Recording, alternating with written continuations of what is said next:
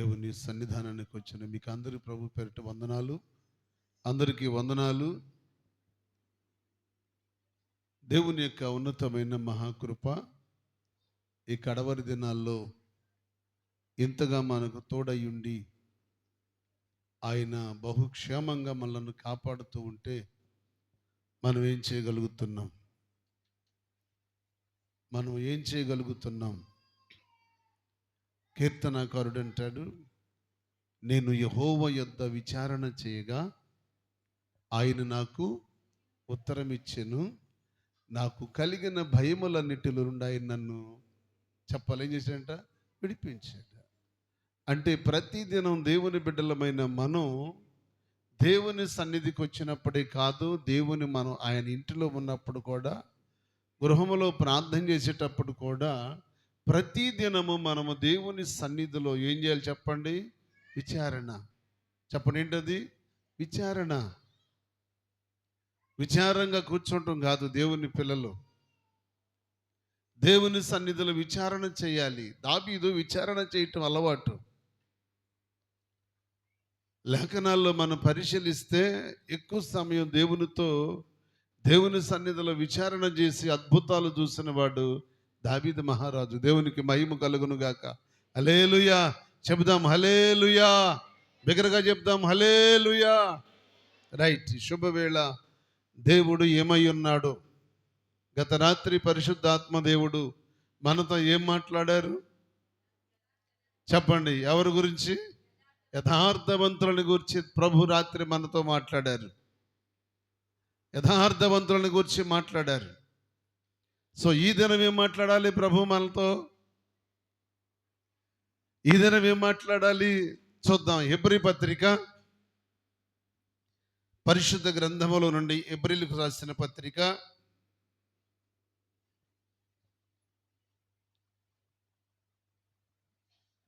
7వ అధ్యాయం 26వ వచనం.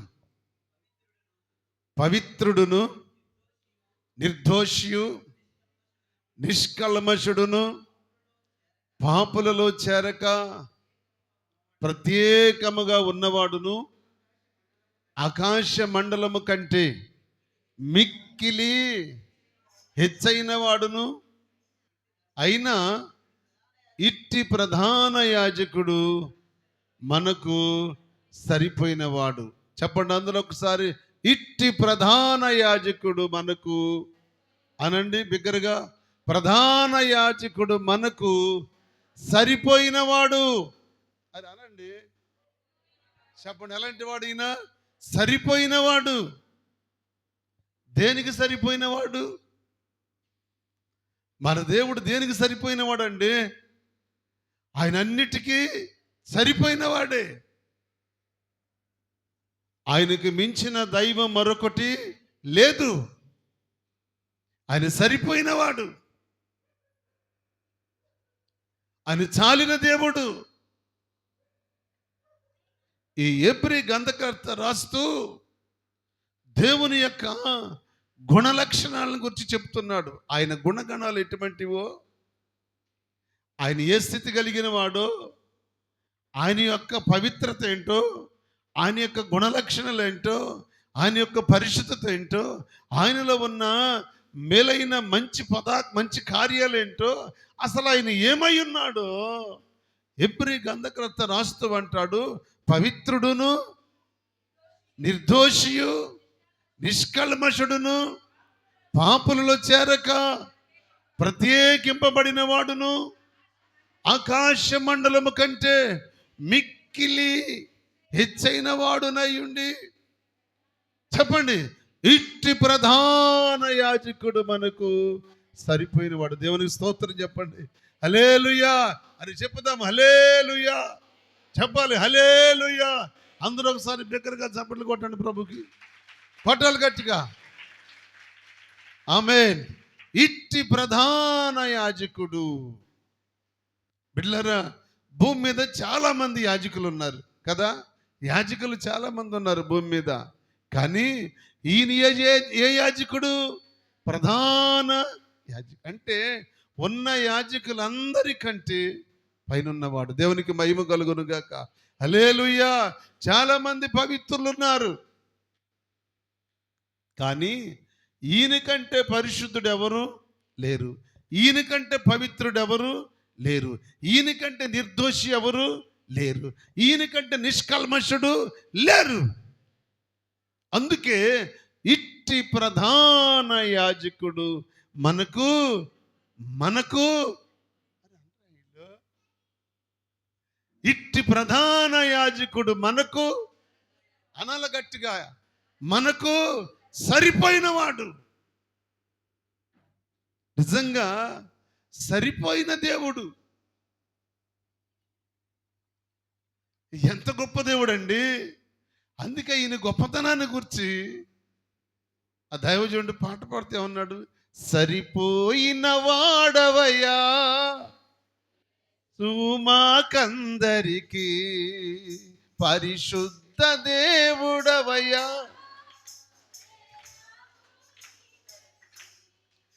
సరిపోయిన వాడవయ్యా ఈ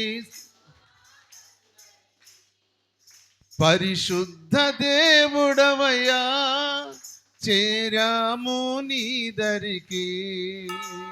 హల్లెలూయా. ఎక్కడికి వచ్చాం ఇప్పుడు మనం? ఎవరి దగ్గరికి వచ్చామండి? చెప్పరండి, ఎవరి దగ్గరికి వచ్చాం? దేవుని సన్నిధికి వచ్చాం. సరిపోయిన దేవుని దగ్గరికి వచ్చాం. సాలిన దేవుని దగ్గరికి వచ్చాం. పరిశుద్ధుడైన దేవుని సన్నిధికి వచ్చాం. పవిత్రుడైన దేవుని సన్నిధికి వచ్చాం. నిష్కల్మషుడైన దేవుని సన్నిధికి వచ్చాం. నిర్దోషి అయిన దేవుని సన్నిధికి వచ్చాం. అందుకే ఇట్టి ప్రధాన యాజకుడు మనకు, చెప్పండి మీరు అనాలి, మనకు, అది అనండి గట్టిగా, మనకు సరిపోయినవాడు. ఇక ఈయన కంటే సరిపోయినవాడు మరొకడు ఎవడు లేడు. లేడు. ఎక్కడ ఎతికినా, ఎక్కడ చూసినా ఈయన కంటే పరిశుద్ధుడు, ఈయన కంటే పవిత్రుడు, ఈయన కంటే నిర్దోషి, ఈయన కంటే నిష్కల్మషుడు, ఈయన కంటే గొప్పవాడు మరొకడు లేడు. అందుకే ఇట్టి ప్రధాన యాజకుడు మనకు సరిపోయినవాడు. ఎందుకో తెలుసా?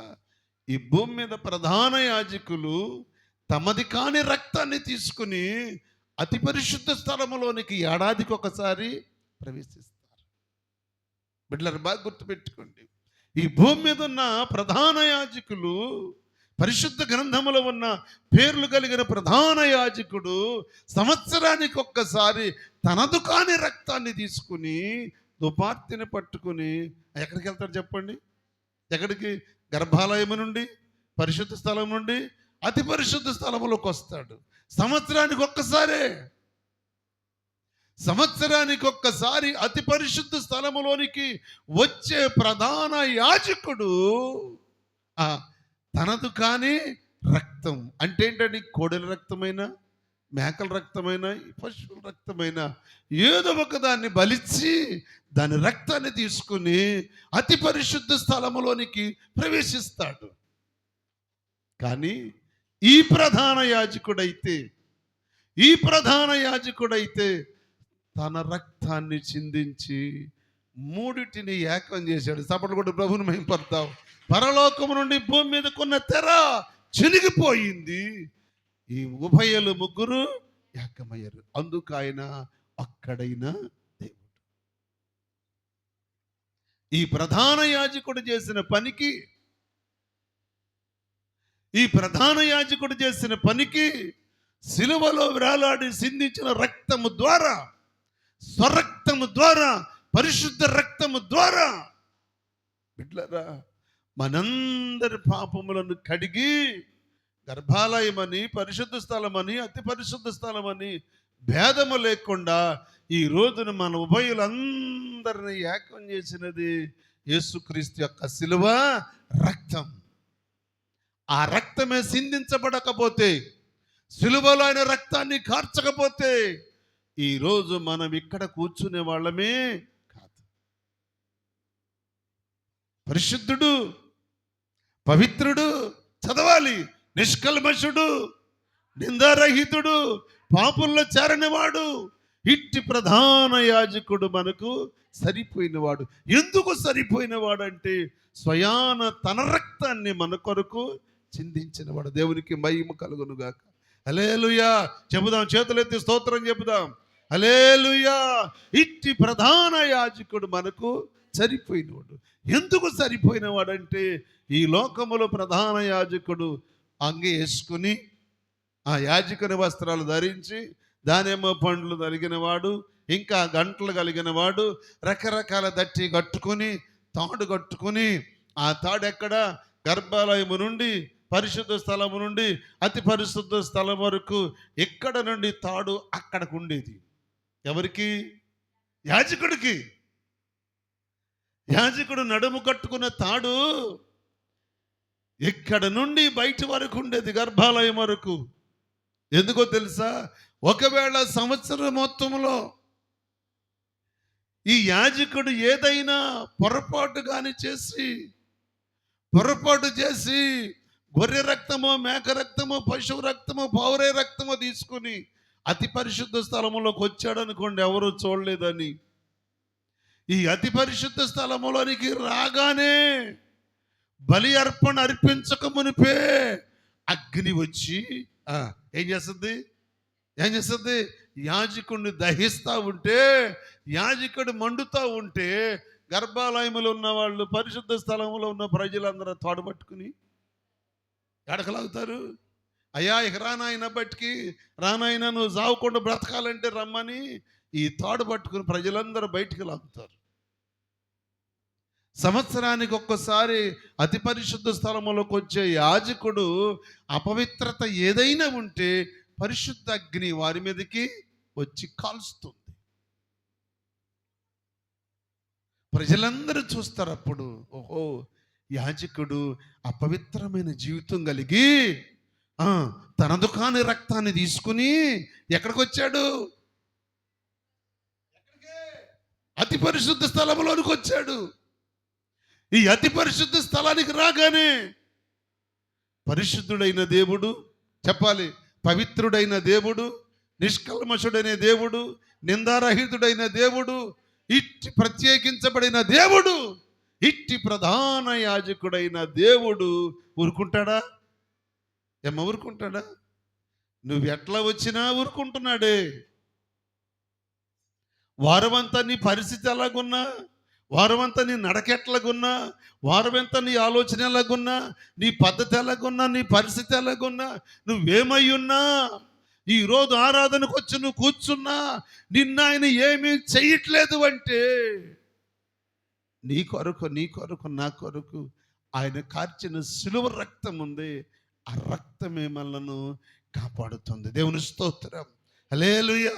నా దేవుని బిడ్డలారా, సిలువలో ఆయన కేక వేశాడు, తండ్రి తండ్రి నీ చేతికి నా ఆత్మను అప్పగించుకుంటున్నాను అని ఎప్పుడైతే కేక వేశాడో ఆకాశం నుండి భూమి మీద కొన్న తెర ఏమైపోయిందంటే రెండుగా ఎప్పుడైతే చినిగిపోయిందో ఈ ఉభయులు ముగ్గురు ఏకమైపోయారు. త్రిత్వత్వం కలిగిన దేవుడు, పరిశుద్ధుడైన దేవుడు, పవిత్రుడైన దేవుడు, నిష్కల్మషుడైన దేవుడు, నిందారహితుడైన దేవుడు, పాపులు చేరక ప్రత్యేకించబడిన వాడు, ఇట్టి ప్రధాన యాజకుడు మనకు అండ్రే మనకు సరిపోయినవాడు. మీకు చాలినవాడు కాదా? మీకు చాలినవాడు కాదా అంటే ఆయనకంటే మీరు గొప్పవాళ్ళ అంటానికి బాధపడుతున్నారు. సరిపోయినవాడు అంటానికి కూడా మీరు అనలేకపోతున్నారంటే మీరే గొప్పవాళ్ళ దేవుని కంటే. నా దేవుని బిడ్డలారా, ఆయన ఎటువంటి గొప్పవాడు! ఆయన పరిశుద్ధతలో ఆయనకి మించిన వారు ఎవరు లేదు. పరిశుద్ధతలో ఆయన మహనీయుడు, పరిశుద్ధతలో మహనీయుడు, పవిత్రుడండి. ఏ పాపము లేనివాడు పవిత్రుడు, ఏ పాపము చేయనివాడు పవిత్రుడు, నిష్కల్మషుడు, కల్మషము లేనివాడు, మనసులో ఎక్కడ కల్మషము లేనివాడు. ఆయనలో పరిశోధిస్తే, పరీక్షిస్తే ఆయనలో ఎక్కడక్కడ కొంచెమైనా కల్మషము కనిపిస్తుంది. కానీ మనకైతే ఎంత కనపడాలో అంత కనపడుతుంది, ఎంత ఉండాలో అంత ఉంటుంది. అందుకే నువ్వు సంపూర్ణతలోనికి రాలేకపోతున్నావు, పరిశుద్ధతలోనికి రాలేకపోతున్నావు, నిర్దోషత్వంలోనికి రాలేకపోతున్నావు, నిందారహితుడిగా ఉండలేకపోతున్నావు, కల్మషం లేని బిడ్డలాగా బ్రతకలేకపోతున్నావంటే ఈ లోకములో నీకింకా ఎన్నో ఉన్నాయి. నా దేవుని బిడ్డలారా, ఇలాంటి పరిశుద్ధుడైన దేవుడు, ఇలాంటి పవిత్రుడైన దేవుడు ఎక్కడ దొరుకుతాడు? మనకి ఎక్కడ దొరుకుతాడు? ఎక్కడ వెతకాలి? సర్వలోకాలలో ఎక్కడ చూసినా ఇంత పరిశుద్ధత కలిగిన దేవుడు ఎవరు లేరు. దేవుని స్తోత్రం, హల్లెలూయా చెబుదాం, హల్లెలూయా. బిడ్డలారా, పరిశుద్ధతలో అయిన మహనీయుడు. ఎర్ర సముద్రం దాటించిన తర్వాత దేవుడు సాగి వెళుతున్నప్పుడు మిరియాము, అహరోను, మోషేలు గీతమెత్తి పాడుతూ అంటాడు, వేల్పులలో నీ వంటి వాడెవడు లేడయ్యా. ఎవరిలో? వేల్పులలో నీ వంటి వాడెవడు లేడు. పరిశుద్ధతలో భరిట్టి నీవే మహనీయుడు. నువ్వు మహనీయుడవు. దేన్ని బట్టి మహనీయుడు? పరిశుద్ధతను బట్టి మహనీయుడు, పవిత్రతను బట్టి మహనీయుడు. నిజం బిడ్డలారా, దైవపుత్రులలో నీ వంటి వాడు ఎవడు లేడు, వేల్పులలో నీ వంటి వాడెవడు లేడు. నువ్వు గనుడవయ్యా. అసలు ఎలుగెత్తి వాళ్ళు పాట పాడుతూ ఉంటే ఎంత ఆశ్చర్యం వేస్తుందో. ఘనుడు అంటే ఇక ఆయన కంటే ఘనత వహించిన వాడు ఎవరు లేరు. మహనీయుడు, ఆయన కంటే మహనీయుడు ఎవరు లేరు.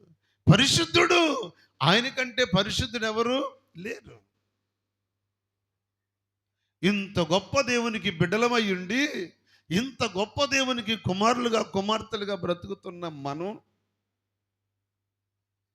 ఏంటో మన పరిస్థితులు. అసలు ఇలాంటి దేవుణ్ణి ఆరాధించే కృప మనం కలిగి ఉన్నామంటే ఎంత ధన్యమంటే, ఎంత ధన్యత అది.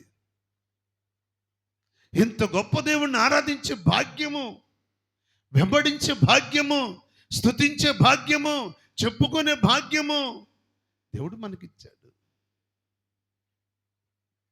అందుకే ఆయన అంటున్నాడు, తీతు రాస్తూ అంటాడు, ఆ మాట మీకు జ్ఞాపకం చేస్తాను. 1వ అధ్యాయం 8వ వచనంలో అంటాడు, తీతు పత్రిక 1:8, అతిథి ప్రియుడును, సజ్జన ప్రియుడును, స్వస్థ బుద్ధి గలవాడును, నీతిమంతుడును, పవిత్రుడును, ఆశా నిగ్రహము గలవాడును ఉండి తాను హితబోధ విషయమై జనులను హెచ్చరించుటకును, ఎదురాడు వారి మాట ఖండించుటకును శక్తి గలవాడగునట్లు ఉపదేశమును అనుసరించి నమ్మదగిన బోధను గట్టిగా చేపట్టేవాడు. దేవునికి స్తోత్రం, హల్లెలూయా. ఈయన అంటున్నాడండి, ఏ బోధ చేస్తాడంటే ఈయన హితబోధ.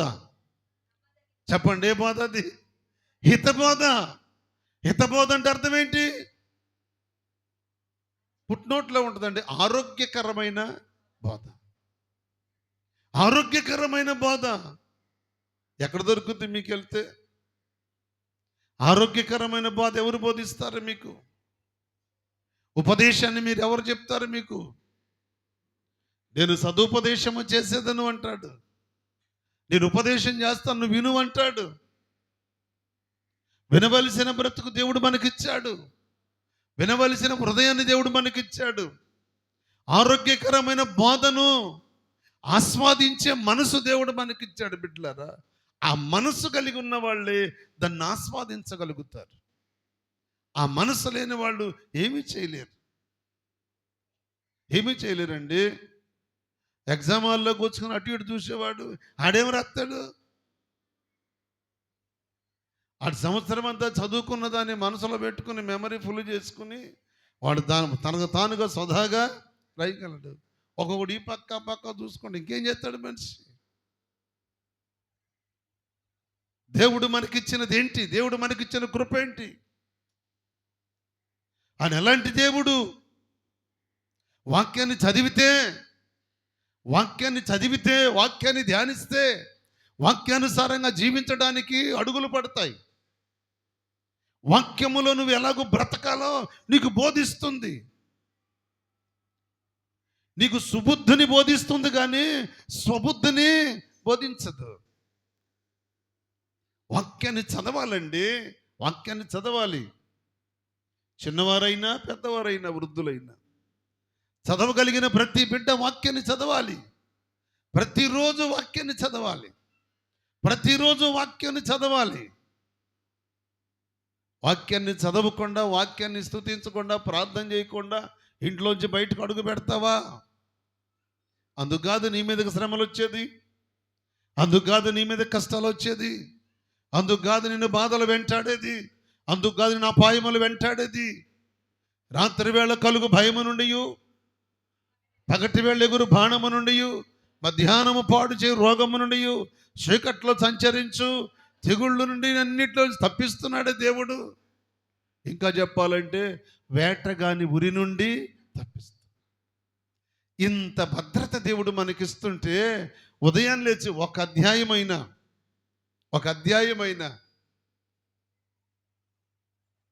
అరే నువ్వు తిన్న చపాతీల కంటే, నువ్వు తిన్న పూరి కంటే, నువ్వు తిన్న దోశ కంటే, నువ్వు తిన్న ఇడ్లీ కంటే, నువ్వు తిన్న ఉప్మా కంటే, నువ్వు తిన్న గారెల కంటే, బూరెల కంటే, బొండాల కంటే, ఇవన్నీ తినోళ్ళు లేరు, ఉన్నారు. హోటల్ వాళ్ళు ఇక్కడే ఉన్నారు, హోటల్ వేసేవాళ్ళు. నువ్వు తినే ఈ టిఫిన్ అన్నిటికంటే శ్రేష్టమైనది చెప్పండి. నీ చపాతీల కంటే, పూరీల కంటే, దోశల కంటే, ఇడ్లీ కంటే శ్రేష్టమైనది వాక్యం. దేవుని స్తోత్రం కలుగును గాక. హల్లెలూయా. నువ్వు తినాలండి. ఉదయాన కనీసం ఒక అధ్యాయం అన్న వాక్యాన్ని చదవకపోతే ఎట్లా మన జీవితంలో? క్రైస్తవురాలని పేరు పెట్టుకుని బ్రతుకుతున్నాం కానీ జీవితంలో వాక్యం లేదు మనకి. మన హృదయంలోనికి వాక్యం లేదు. మనం చదివితే అదేమని చెప్పుచున్నది? వాక్యము నీ యొద్దను, నీ నోటను, నీ హృదయములోకి, నీ ప్లేట్లోకి, నీ చేతిలోంచి మూతలోంచి అని వెళ్ళిపోద్దే. తినొద్దు. పోనీ చదువు రాని బిడ్డలంటే చదవలేక, బైబిల్ చదవలేక, ఏదో పొద్దున్న లేచి బైబిల్ తెరిచి కళ్ళు మూసుకొని బైబిల్ తెరిచి వాక్యం ఇంకా చూసి ఏమి చేయలేరు కదా. దండం పెట్టుకొని బైబిల్ ముచ్చాడ పెడతారు.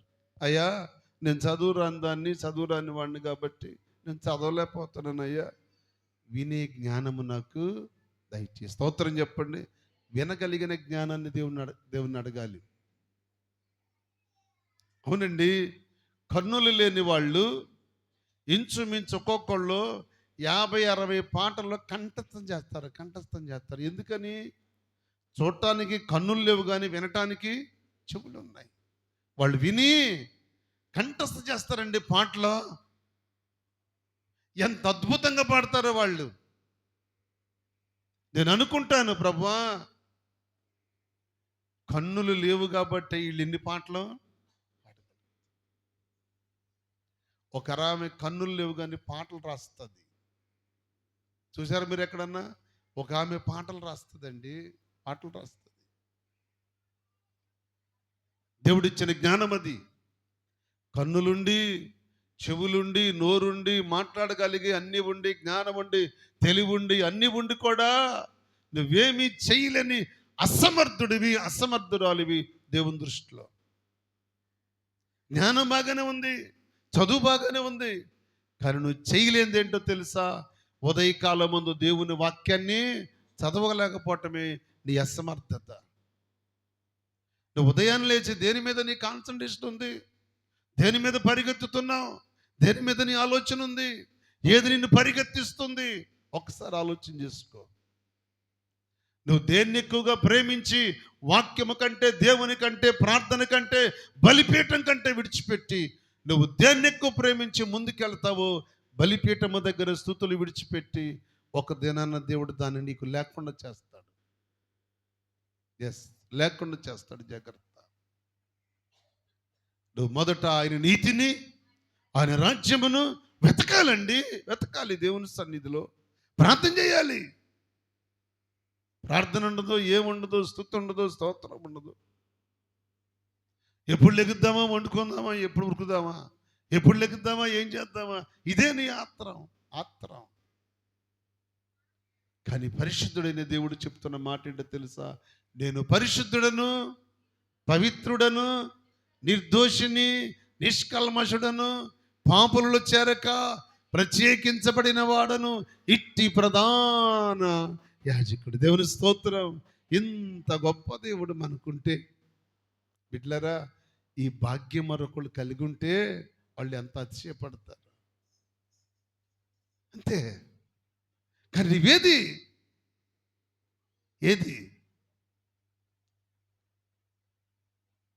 యెషయా భక్తుడు అంటాడు 6:3 దేవుని దూతలు పరలోకములో, దేవుని దూతలు ఏం చేస్తున్నాయో తెలుసా? అనుదినము ఏం చేస్తున్నారో తెలుసా? చెప్పండి. వారు సైన్యములకు అధిపతియగు యెహోవా పరిశుద్ధుడని మానక సర్వలోకము ఆయన మహిమతో నిండి ఉంది అని గొప్ప శబ్దముతో గాన ప్రతిగానాలు చేస్తున్నాయి. దేవునికి స్తోత్రం. హల్లెలూయా. ఎవరు? దేవుని దూతలు. పరలోకంలో సైన్య సమూహము, కోట్ల దూతలు వర్ణింప సఖ్యము కాని యేసయ్యను ఏమంటున్నాయి తెలుసా? సైన్యములకు అధిపతి అయిన యెహోవాయే పరిశుద్ధుడు. నీ నోట ఎప్పుడైనా స్తుతించావా?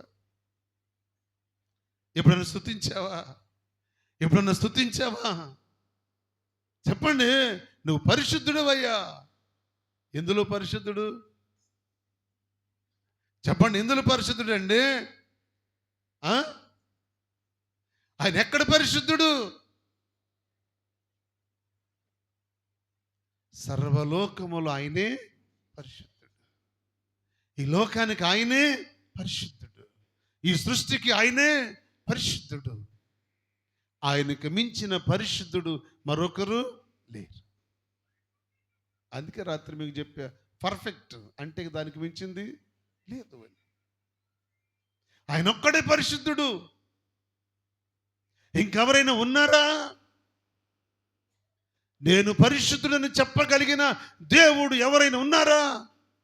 నా దేవుడు పరిశుద్ధుడని వెలుగెత్తి ప్రకటించగలిగిన వాడు ఎవరైనా ఉన్నారంటే పరిశుద్ధుడని దేవుని సన్నిధిలో ఆయన సేవకుడు ఒక్కడే. దేవుని స్తోత్రం. హల్లెలూయా. సేవకుడు మాత్రమే ప్రకటించగలడు, మేము ఆరాధించే దేవుడు పరిశుద్ధుడు. ఈ లోకములో పరిశుద్ధ గ్రంథము ఎవరి చేతిలోనైనా ఉన్నదా అంటే ఎవరి చేతిలో ఉంది? మన చేతిలోనే ఉంది.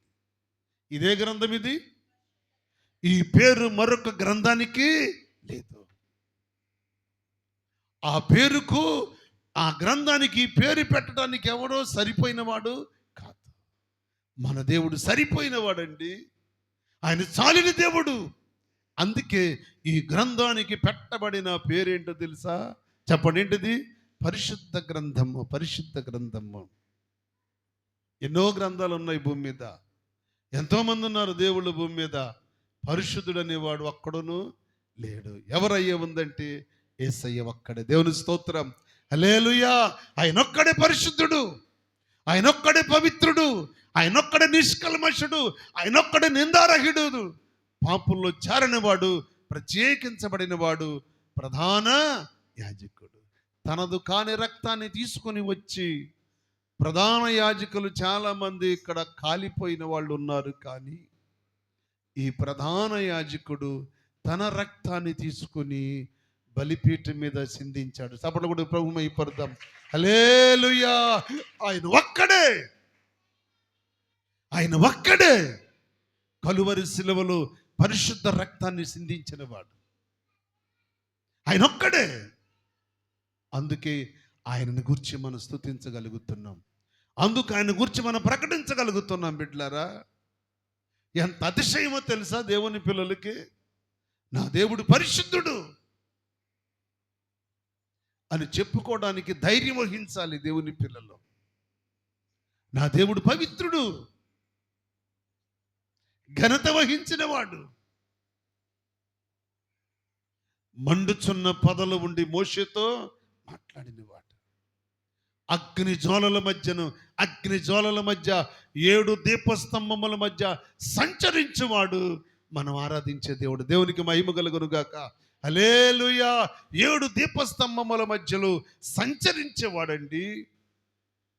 7 దీపస్తంభముల మధ్యలో సంచరించేవాడు. అగ్ని జ్వాలల వంటి వాడు. ఆయన ముందర అగ్ని నడుస్తూ ఉంటుంది. ఆయన ఎంత గొప్పవాడండి, ఎంత గొప్పవాడు. చేతగాని వాళ్ళక మేము యేసు ప్రభు పెట్టలేమండి, మేము యేసు ప్రభుని నమ్ముకున్నామండి. నువ్వు నమ్మింది ఎక్కడ నమ్మావు? నువ్వు ఎక్కడ నమ్మింది? యేసు ప్రభుని నమ్ముకున్న బిడ్డలైతే పరిశుద్ధత కలిగి ఉండాలి, పవిత్రత కలిగి ఉండాలి. నీ పెదవుల నుండి ఏమి రావాలి? రాత్రి దేవుడు మనకు బోధించాడు. ఏంటది? మన పెదవుల నుండి ఏమి రావాలి? యథార్థమైన మాట. పరిశుద్ధత కలిగిన బిడ్డలు, పవిత్రత కలిగిన బిడ్డల నోట నుండి వస్తున్న మాట, పెదవుల నుండి వచ్చే మాట యథార్థమైనదిగా ఉండాలి. బిడ్డలారా, యథార్థమైన మాటలు ఏం చేస్తాయి?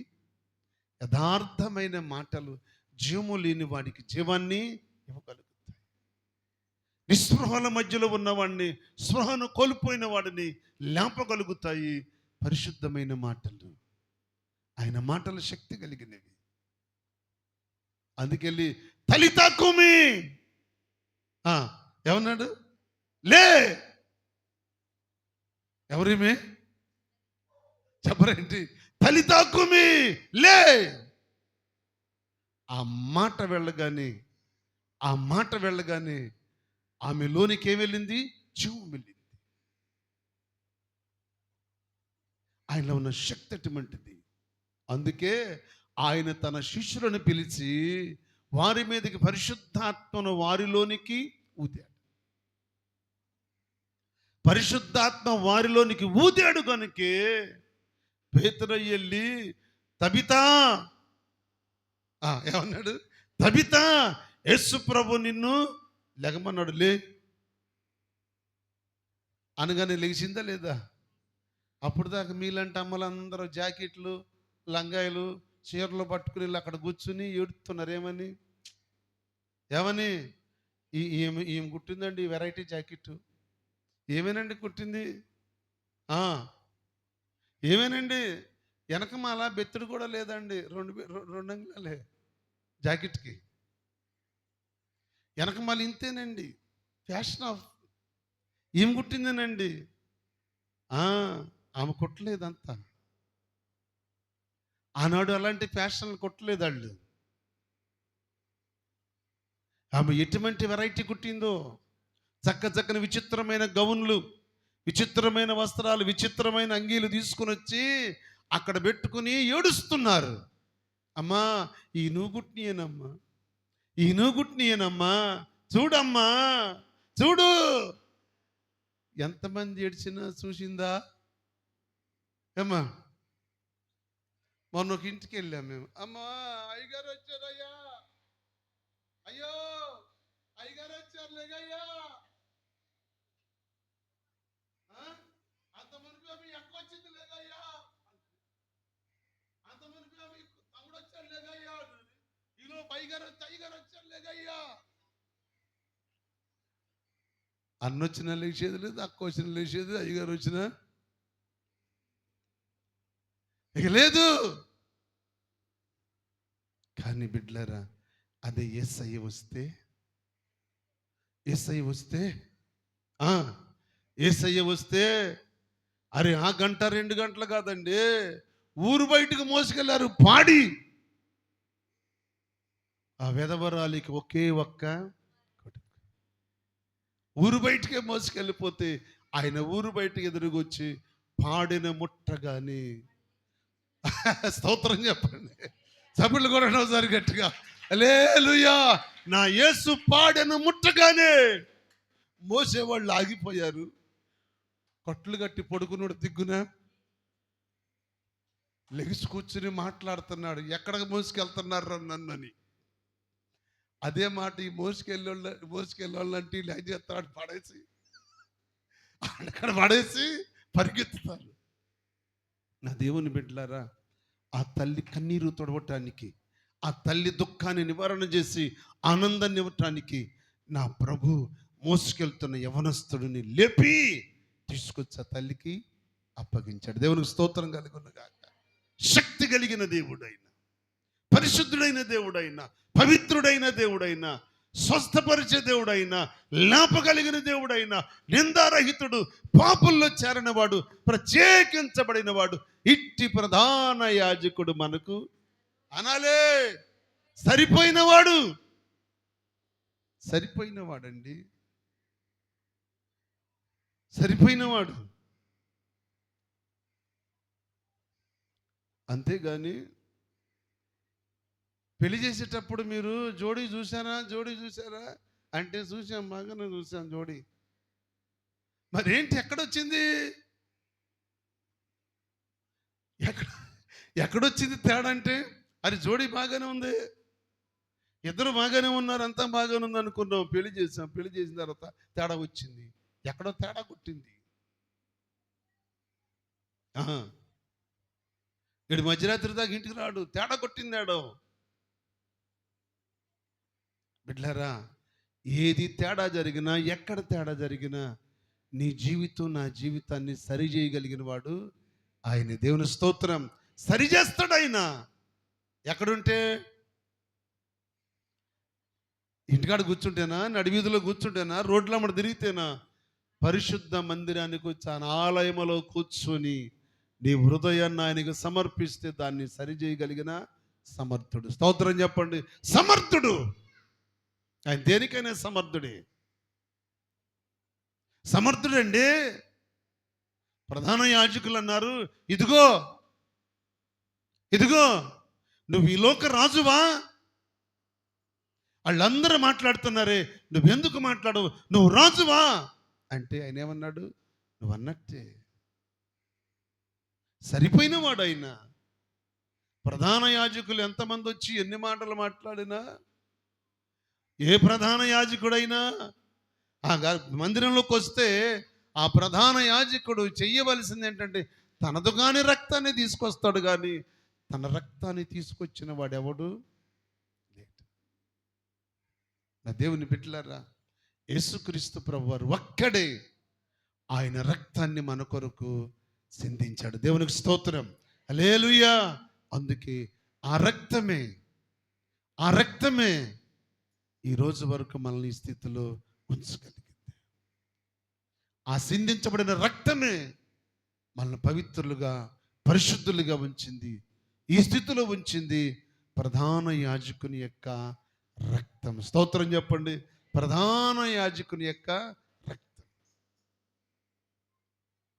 యాజకుడి రక్తం కాదు. చెప్పండి, ఎవడు యాజకుడు? ఈ లోక సంబంధించిన వాడు.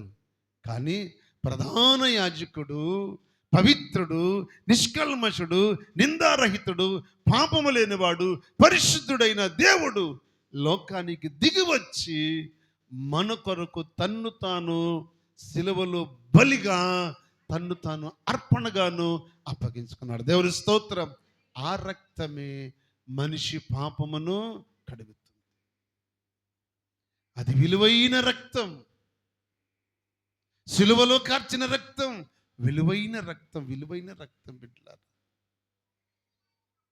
గోవి రక్తం విలువైంది కాదు, మేక రక్తం విలువైంది కాదు, గొర్రె రక్తం విలువైంది కాదు, పావురు రక్తం విలువైంది కాదు. ఎందుకో తెలుసా? అవి కూడా పాపములోని పుట్టాయి, పాపములోని పెరిగాయి. దాని రక్తములో కూడా పాపం ఉంది.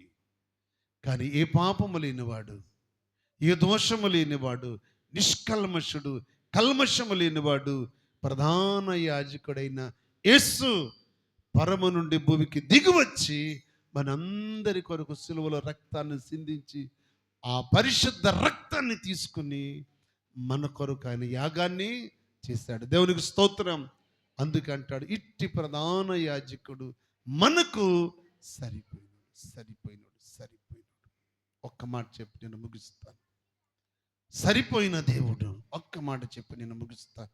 హెబ్రీ పత్రిక 4వ అధ్యాయం 14వ వచనం.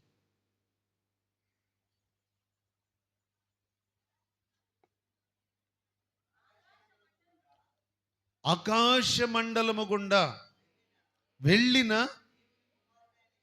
దేవుని కుమారుడైన యేసు అను గొప్ప కొట్టాలి గట్టిగా చప్పట్ల ప్రభుకి. గొప్ప ప్రధాన యాజకుడు అంట. ఎవరైనా ఏమా ఇటు చూడండి కొంచెం ఇటు చూడండి, ఇటు చూడాలి.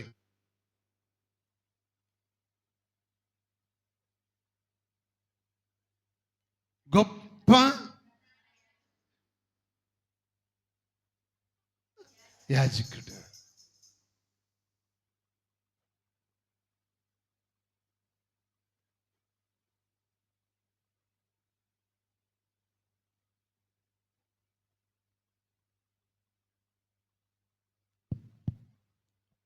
ఎక్కడి నుంచి వెళ్ళాడంట ఆయన? శరను శర్రగా పట్టుకుని, ఇటువైపు చూడాలి. ఏం పట్టుకుని? శరను శరగా పట్టుకుని వెళ్ళినవాడు ప్రధాన యాజకుడు. ఉందా బైబిల్లో? శరను శరగా పట్టుకుని వెళ్ళాడు అని ఎఫెసీ పత్రికలో రాయబడి ఉంటుంది. శరను శరగా పట్టుకుని వెళ్ళినవాడు ఇట్టి ప్రధాన యాజకుడు మనకు సరిపోయినవాడు. బిడ్డలారా, ఇంత త్యాగం చేసిన వాడు, ఇంత గొప్ప ప్రధాని, ఇంత గొప్ప యోగ్యుడు, ఇంత గొప్ప యాజకుడు మనం కలిగి ఉన్నాం. దేవుని స్తోత్రం. అందుకే మన తల ఎత్తి వారిగా దేవుడు చేశాడు. ఒకప్పుడు తలదించుకుని బ్రతికిన మన బ్రతుకులు, ఒకప్పుడు లోకం వైపు చూడటానికే చూడలేని మన బ్రతుకులు, బిడ్డలారా లోకములో ఉన్న మనుషుల వైపు చూడటానికే చూడలేని స్థితిలో బ్రతికిన మన బ్రతుకులను ఈరోజు ఆయన మన తలను, ఎవరంటారు ఈ మాట? బైబిల్ ఈ మాట ఎవరు? నా తల ఎత్తువాడవు నీవు నన్ను ఎవరన్నారు? మా తల ఎత్తువాడవు.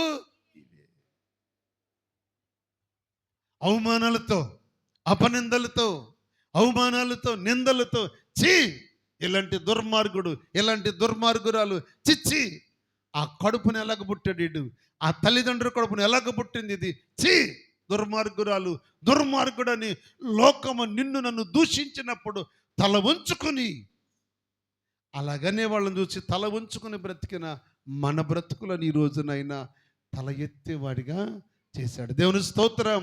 సిగ్గుపడనక్కరలేని వారిగా ఉంచాడు మనల్ని దేవుడు. ఇంకా నువ్వు సిగ్గుపడుతున్నావా అంటే నీలో ఏదో ఉంది. ఇంకా నువ్వు సిగ్గుపడి తలదించుకుని ఇంకా మౌనంగా బ్రతుకుతున్నావంటే నీలో ఇంకా ఏదో ఉంది. దాన్ని తీసేయి. పరిశుద్ధమైన కొమ్మల మధ్యలో పాపము కలిగిన కొమ్మలు, చేదు కొమ్మలు ఉంటే అవి పుయ్యవు. చెప్పండి, అవి పుయ్యవు కాయి. ఒకవేళ మధ్యలో ఏదన్నా కాసినా దాన్ని ఎవడో కోసుకుని తినలేడు. బిడ్డలారా, పరిశుద్ధమైన ఏరు కలిగిన చెట్టుకు పరిశుద్ధమైన కాయలే కాస్తాయి. అందుకే పవిత్రుడైన దేవుడు, పరిశుద్ధుడైన దేవుడు, నిష్కల్మషుడైన దేవుడు, నిందారహితుడైన దేవుడు, పాపము లేనివాడు, పాపము చేయనివాడు, పవిత్రుడు, పరిశుద్ధుడు, ఇట్టి ప్రధాన యాజకుడైన దేవుడు, గొప్ప దేవుడు మనకుంటే ఆయన వదిలిపెట్టి ఇంకా ఇంకా ఇంకా ఇంకా ఇంకా లోకం వైపు చూస్తున్నావా? కోతిలాగా కుక్కలాగా చూడాల్సిన అవసరం లేదు. దేవుని పిల్లలు అలాగ చూడవలసిన అవసరం ఏమీ లేదు. ఎందుకో తెలుసా? ఆయన మన తండ్రి, ఆయన మన అవసరతను ఎరిగినవాడు, మన అక్కర తీర్చేవాడండి, అక్కర తీర్చేవాడు. నువ్వు తల్లి మాట శ్రద్ధగా వింటే, తండ్రి మాట శ్రద్ధగా వింటే, తల్లి ఉదయకాలమే నువ్వు బ్రష్ చేసుకుని రాకమనిపే తల్లి నీ కొరకు టిఫిను రెడీ చేస్తుంది. ఎందుకో తెలుసా? నువ్వు తల్లి మాట వినే బిడ్డవే. తల్లి మాట విని కుమారుడవైతే, తల్లి మాట విని కుమార్తెవైతే నీ కొరకు నీ తల్లి ఎంత శ్రమైనా పడుతుంది బిడ్డ. నువ్వు లెగక మునిపే నీకు కావలసినవన్నీ నీ తల్లి ఏర్పాటు చేస్తుంది. ఎందుకో తెలుసా? నా బిడ్డ మంచిది, నా కుమారుడు మంచివాడు, అపవిత్రత లేనివాడు, దోషం లేనివాడు, పవిత్రమైన నా బిడ్డ కొరకు నేను ఏదైనా. ఈ మధ్య హిట్ అయిందిగా పాట. ఏంటది? ఏం పాట అది? పాడండి ఒకసారి. పాడండి యవనస్తులు. ఏమైనా చేయగలవు, నీ నామముకే మహిమంతా తెచ్చుకుందువు. ఏమైనా చేయగలవు, కథ మొత్తం మార్చగలవు, నీ నామముకే మహిమంతా తెచ్చుకుందువు. యేసయ్యా యేసయ్యా యేసయ్యా